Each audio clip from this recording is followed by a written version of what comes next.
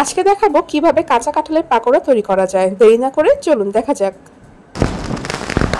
অনেকের মুখে শুনেছি কাঁচা কাঁঠাল রান্না করে খায়, কাবাব বানিয়ে খায়। তো আজকে আমি কাঁচা কাঁঠালের কাবাব বানাবো বা পাকোড়া যেটাই বলতে পারেন। যেহেতু আমি এটার মধ্যে কোনো মাংস ইউজ করি নাই, তাই এটাকে আমি পাকোড়াই বলছি। তবে এটা যদি মাংস দিয়ে এরকম করে করা হয় তাহলে কিন্তু এটাকে কাবাবের থেকে কোনো অংশ কম হবে না, সেটাকে বলা হবে কাবাব। তো আমি প্রথমে এখানে যত রকমের ঘরে মশলা ছিল আর কি, এলাচ গুঁড়া, দারচিনি গুঁড়া, হলুদ, মরিচ আর কি, রান্না করার জন্য যত রকমের মশলা থাকে রান্নাঘরে সব রকমের মশলা একটু একটু করে দিয়ে নিয়েছি। তারপর পরিমাণ মতো লবণ, চালের গুঁড়ি আর ডিম।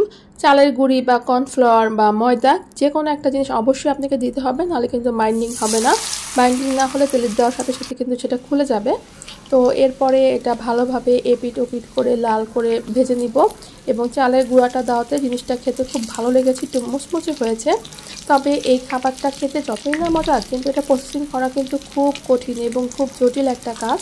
আমি অনেক দিন এই জিনিসটা খাবো খাবো করে শুধুমাত্র প্রসেসিংয়ের জন্য খাওয়া হচ্ছিল না। তো সব সমস্যার সমাধান হচ্ছে আম্মু আমাকে এই কাঁচা কাঁঠালটা প্রসেসিং করে দিয়েছিল এবং আমি আনতে চাই না, খুব জোর করে আমাকে দিয়েছিল।